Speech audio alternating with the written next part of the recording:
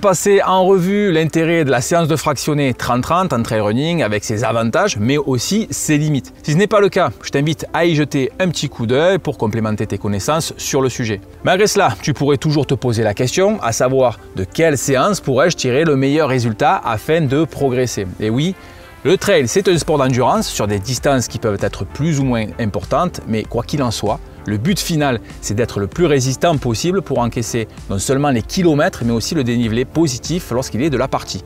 Du coup, penses-tu que privilégier les séances d'endurance avec toujours plus de volume te sera plus bénéfique que des séances de fractionné? Aujourd'hui, on va voir ensemble si ton raisonnement tient la route ou pas. Salut, c'est Damien de Passion Trail et bienvenue dans cette nouvelle vidéo. Alors, endurance ou fractionné, lequel est le meilleur? On va voir ça aujourd'hui, c'est parti!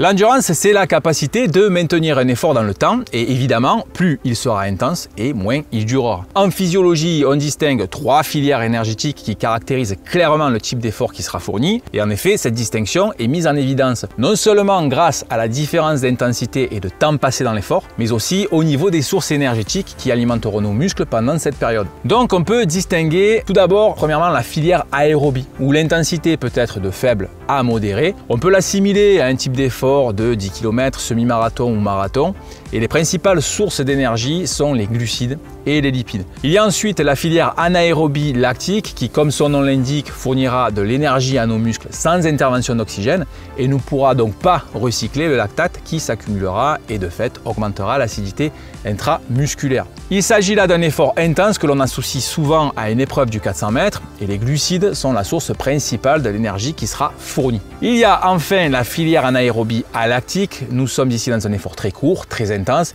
qui ne dure que quelques secondes et dont la source d'énergie provient uniquement de l'ATP, adénosine triphosphate, et de la créatine phosphate.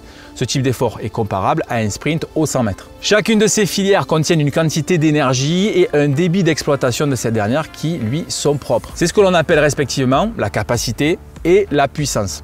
Afin de mieux comprendre le concept, on utilise souvent l'exemple du réservoir et du robinet.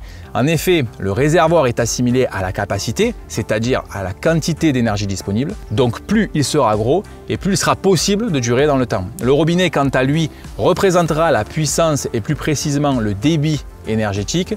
Plus ce dernier sera important et plus l'énergie distribuée aux muscles le sera aussi, ce qui permettra donc de produire plus de puissance. La filière aérobie par exemple contient généralement un gros réservoir où les quantités énergétiques sont quasi limitées alors que sa puissance, c'est-à-dire sa distribution aux unités motrices, sont faibles.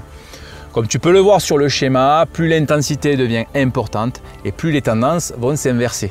La filière anaérobie lactique contient une capacité moyenne et une puissance moyenne, alors que la filière anaérobie alactique contient une petite capacité mais une grande puissance. Maintenant que nous avons fait ce petit rappel, il est important d'identifier la filière énergétique sur laquelle la quasi-totalité d'une préparation en trail se basera. Tu l'auras bien compris, il s'agit de la filière aérobie.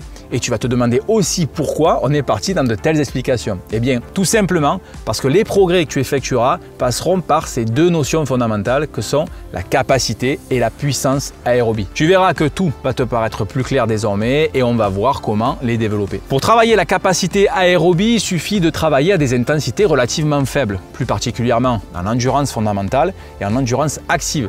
Si tu ne vois pas de quoi je parle, je te renvoie à cette vidéo où je compare les deux. Donc nous savons que la capacité aérobie, c'est la quantité d'énergie disponible dans cette filière qui se compose essentiellement de glucides, se dégradant rapidement, ainsi que de lipides qui sont en quantité quasi illimitée due à leur dégradation lente. Mais si la quantité est illimitée, alors à quoi bon travailler la capacité?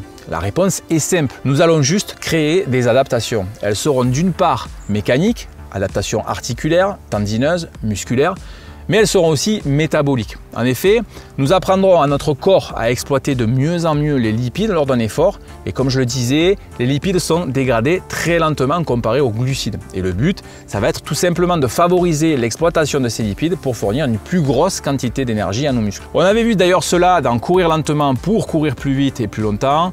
Le fait de courir longtemps à de faibles intensités permettra au corps de mieux aller chercher les réserves de lipides afin de les exploiter. C'est exactement le but d'une séance longue ou d'un week-end choc par exemple. Nous le disions précédemment à l'aide du schéma, la puissance, c'est la quantité d'énergie qui sera possible de délivrer lors de l'effort. Plus le débit sera important et plus on pourra fournir de puissance, ce qui aura forcément un impact sur la vitesse. Si tu as suivi parfaitement tout ce que l'on vient de voir jusqu'à maintenant, alors tu auras compris que la puissance aérobie se travaillera en flirtant avec ses limites grâce à des séances fractionnées à vitesse maximale aérobie ou la VMA. Et oui, comme son nom l'indique, la VMA sera la vitesse limite de ta filière aérobie. Le fait de travailler à cette intensité et la maintenir le plus longtemps possible sera la meilleure option pour améliorer ta puissance aérobie. C'est pour cela que les cycles de fractionnés sont toujours progressifs. Nous avons déjà abordé le cas du 30-30, mais c'est important à terme d'aller chercher la difficulté, soit en allongeant le temps d'effort de la série ainsi que le temps total passé à VMA, soit en réduisant les temps de récupération entre chacune d'entre elles. Maintenant que nous avons vu un peu plus en détail les principes physiologiques du travail à basse et à haute intensité,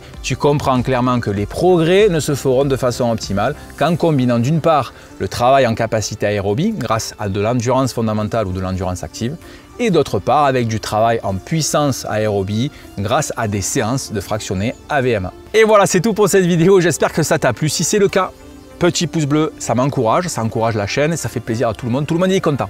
Voilà, si tu ne me suis pas encore sur YouTube, si tu n'es pas abonné, je t'invite à le faire pour être tenu, informé des prochains posts. Tu peux me suivre aussi sur les réseaux sociaux, Facebook, Instagram, où je poste pas mal de contenu, notamment dans les stories. Si tu as une quelconque question sur le sujet qu'on vient d'aborder aujourd'hui, je t'invite à les poser dans les commentaires ci-dessous et évidemment, je me ferai le plaisir d'y répondre. Quant à nous, on se dit à bientôt pour de prochaines vidéos et d'ici là, n'oublie pas, ne reste pas en bas, prends de la hauteur, salut, ciao!